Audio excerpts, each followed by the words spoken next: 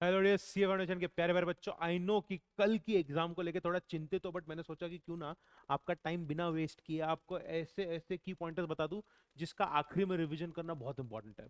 50+ marks आपके आराम से आ सकते हैं अगर आप इन पॉइंट्स पे ज्यादा फोकस करोगे तो। रिवीजन जो चल रहा है वो चलने दो बस। जब भी आप उन टॉपिक्स का रिवीजन करने जाओगे, वो चैप्टर का रिवीजन करने जाओगे, तो इन टॉपिक्स के ऊपर जो मैं अभी आपको बताने जा रहा हूँ उस पर फोकस ज्यादा करना है।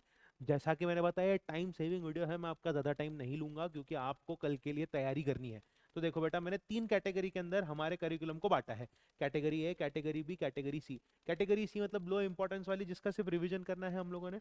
हाई इंपॉर्टेंस वाले जो टॉपिक्स है, जिसके अंदर फोकस लेवल बहुत ज्यादा होना चाहिए, उसके ऊपर उसका वेटेज 40-40 30-40% के आसपास का वेटेज है, उसके ऊपर हमको फोकस करना है। तो मैंने कैटेगरी ए के अंदर इंडियन कॉन्ट्रैक्ट एक्ट के अंदर क्या क्या जरूरी है वो लिख के रख दिया है। देखो बेटा, essential elements of valid contract जरूरी है सबसे पहले। उसके बाद वैलिडिटी ऑफ एक्सेप्टेंस रेवोकेशन के सारे रूल्स। कंसिडरेशन पास्ट प्रेजेंट और उसके एक्सेप्शन केसेस, एक्सेप्शनल केसेस क्या क्या है कंसिडरेशन की। फ्री कंसेंट के इश्यूज क्या क्या होते हैं। Coercion, fraud, misrepresentation, sorry undue influence, इसके सारे पॉइंट्स। ब्रीच ऑफ कॉन्ट्रैक्ट और उसकी रेमेडीज याद रखनी है आप लोगों को। Contract of indemnity, guarantee, bailment and pledge. और मैं अगर आपकी जगह पे होता तो भाई, पिछले 3-4 अटेम्प्ट में जो एक पैटर्न देखने मिला है उसके हिसाब से ये एरिया के ऊपर सबसे ज्यादा फोकस रखना जरूरी है, क्योंकि इंस्टीट्यूट ने ज्यादातर प्रश्न कॉन्ट्रैक्ट एक्ट के अंदर इन यूनिट्स में से पूछे हैं। तो ऐसा जरूरी नहीं है कि इस बार भी इसी पे से आए, बट 3-4 अटेम्प्ट का जो पैटर्न समझ आ रहा है, 3 अटेम्प्ट का, उसमें तो इसी के ऊपर ज्यादा वेटेज देखने को मिल रहा है। हाँ, ये सारे इंपॉर्टेंट है, इसके ऊपर फोकस ज्यादा रखना है, इससे शुरू करना, बाकी की तरफ जाना। ठीक है, तो ये कॉन्ट्रैक्ट तक के मेन पॉइंट्स थे। फिर आते हैं सेल ऑफ गुड्स एक्ट के अंदर। भाई कंडीशन एंड वारंटी सबसे इंपॉर्टेंट है, हम सब जानते हैं। ट्रांसफर ऑफ ओनरशिप के ऊपर फोकस करना, अनपेड सेलर और उसके राइट्स, न्यू दैट कॉर्ड ऑन हैबिट और उसके एक्सेप्शनल केसेस। एक्सेप्शनल केसेस वाला जो क्वेश्चन है, ये न्यू दैट कॉर्ड ऑन हैबिट वाला, ये आता है 7 नंबर के लिए। अगर आपने पिछले mock test paper, revision test paper देखे होंगे, तो आपने देखा होगा कि हर अल्टरनेट एग्जाम में ये प्रश्न पूछा गया है for 7 marks. Transfer of ownership का भी प्रश्न पूछा जाता है। कंडीशन एंड वारंटी के अंदर से कुछ पॉइंट्स, कुछ पार्ट्स को एक्सट्रैक्ट करके प्रश्न पूछा जाता है, तो उसके ऊपर फोकस करना। इंस्टीट्यूट वारंटीज के क्वेश्चंस कम पूछती है, कंडीशंस के ऊपर ज्यादा पूछती है। ऐसा नहीं है कि हमेशा ऐसे ही होता है, बट हाँ, एक पैटर्न देखने को समझ में आता है। वारंटी के अंदर जो disclosure of dangerous nature of goods है, उसके ऊपर फोकस करो। फिर condition as to non income, sorry warranties के अंदर, गलती होगी मेरे से। कंडीशंस के अंदर हम लोगों ने एक पॉइंट देखा था कि भाई, अगर मैं एज अ बायर रिलाई करता उसके सेलर के स्किल और जजमेंट के ऊपर, तो उस वाले टॉपिक को एक बार ढंग से पढ़ लेना, क्योंकि वो टॉपिक सबसे ज्यादा इंस्टीट्यूट का फेवरेट टॉपिक है। ठीक है, सो कंडीशंस एंड वारंटीज के ऊपर फोकस अच्छे से बनाए रखना।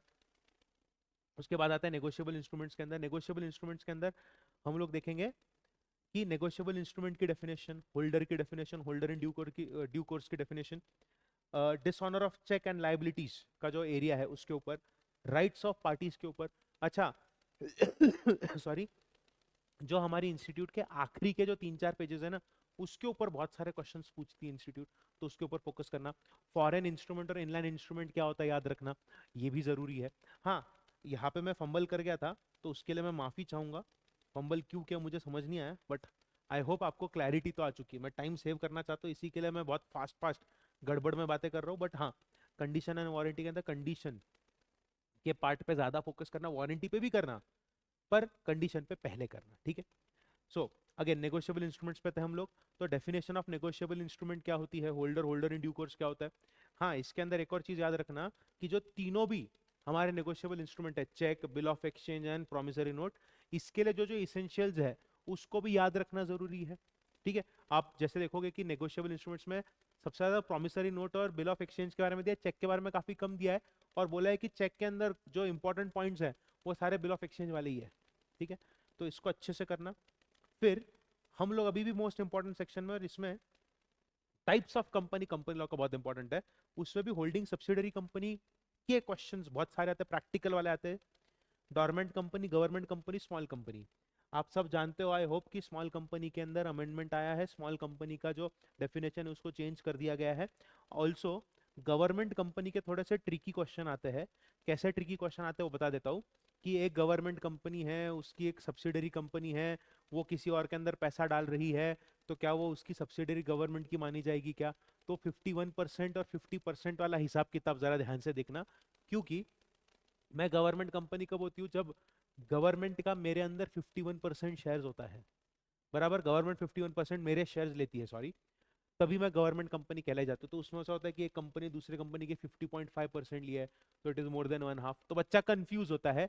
तो कृपया करके गवर्नमेंट कंपनी के क्वेश्चंस एमटीपी आरटीपी से देख लो, इस चैनल के ऊपर मैंने बहुत सारे क्वेश्चन सॉल्व करके डाले हुए हैं, ठीक है। और डोरमेंट कंपनी के भी ट्रिक क्वेश्चन आते हैं। डोरमेंट कंपनी के अंदर वो लोग पूछते हैं कि कौन से जो एक्सपेंसेस है वो बड़े एक्सपेंसेस माने नहीं जाएंगे, ठीक है। तो वो वाला पार्ट आप लोगों को ध्यान में रखना है। और होल्डिंग एंड सब्सिडरी के तो सुभान अल्लाह क्या क्वेश्चन आते हैं, इतने सुंदर क्वेश्चन आते हैं होल्डिंग सब्सिडरी के जिसको कोई लिमिट नहीं। तो होल्डिंग सब्सिडरी के भी क्वेश्चंस के ऊपर ध्यान से देखना, उसमें प्रेफरेंस शेयर वाले क्वेश्चंस को एक बार ढंग से कर लेना। फिर कंपनी लॉ के अंदर ही कॉर्पोरेट विल की कंसेप्ट आपको याद रखनी है, किन किन केसेस में कॉर्पोरेट विल को लिफ्ट किया जाता है, कब कब लिफ्ट नहीं कर सकते। और सोलोमन वर्सेस सोलोमन का केस याद रखना है। और उसके बाद indoor management and constructive notice, indoor management के अंदर आप लोगों को एशबरी का केस लॉ याद रखना है। कंस्ट्रक्टिव, सॉरी उल्टा बोला मैंने, इंडोर मैनेजमेंट के अंदर आप लोगों को याद रखना है हमारा Turkan rule, royal British Bank versus Turquand का रूल याद रखना प्लीज, वो अच्छा इंपॉर्टेंट केस लॉ है, ठीक है।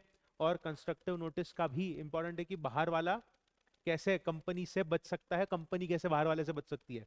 तो कंस्ट्रक्टिव नोटिस किसको किससे बचाता है, it saves the company from outsider. और इंडर मैनेजमेंट किसको किससे बचाता है, it saves outsider from company. तो इंडर मैनेजमेंट का केस कौन सा है, Royal British Bank versus Turquand का केस लॉ याद रखना।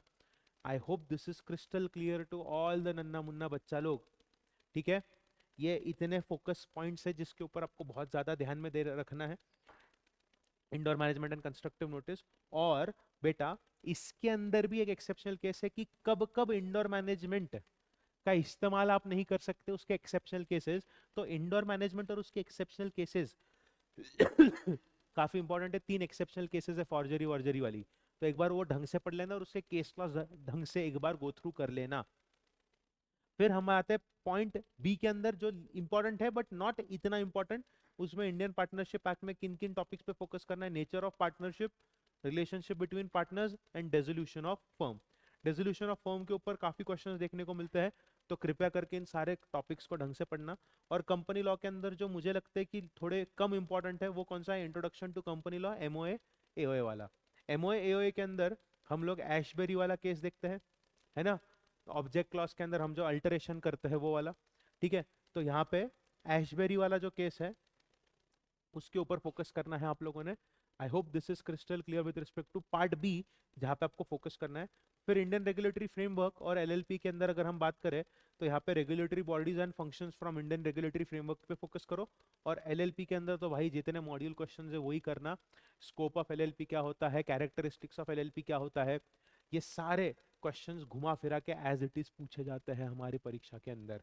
तो नेक्स्ट जो एरिया है वो डिफरेंस बिटवीन का एरिया है। मैंने इस चैनल पर सारे डिफरेंस बिटवीन हर चैप्टर के हर यूनिट वाइज बना के डाले हैं, तो आप अगर चाहो तो डिफरेंस बिटवीन सारे देख सकते हो। सारे पॉइंट्स मैंने ढंग से एक्सप्लेन किए हैं, ये सारा ढंग से कर लो और इन एरियाज पे ज्यादा फोकस करो ताकि आप मैक्सिमम स्कोर कर पाओ। ये सबसे ज्यादा हाई स्कोरिंग एरियाज है हमारे करिकुलम के, ये भी है, ऐसा नहीं है कि नहीं है, पर हम सब जानते हैं कि इन एरियाज पे सबसे ज्यादा क्वेश्चन आता है।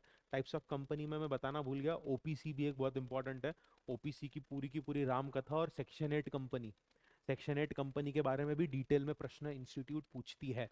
तो मेरी रिक्वेस्ट रहेगी आप सबसे कि ढंग से पढ़ाई करो। और अगर आपको कोई भी टॉपिक से रिलेटेड डाउट है तो कमेंट सेक्शन में बताओ, मैं उसके ऊपर तुरंत रिप्लाई करूंगा और आपका डाउट सॉल्व करके दूंगा।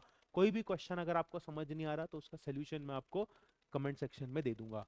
तो this side professor Shivam Joshi, आपका लॉ का भाई, कृपया करके अच्छे से पढ़ाई करो। And I know you are going to ace the foundation का लॉ का पेपर लाइक एकदम रॉयल तरीके से, किसी भी प्रकार की दिक्कत नहीं आने वाली है।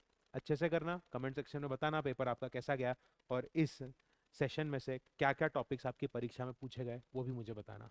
मिलते हैं अगले वीडियो में, टिल देन, मामा मिया लजानिया, बाय बाय।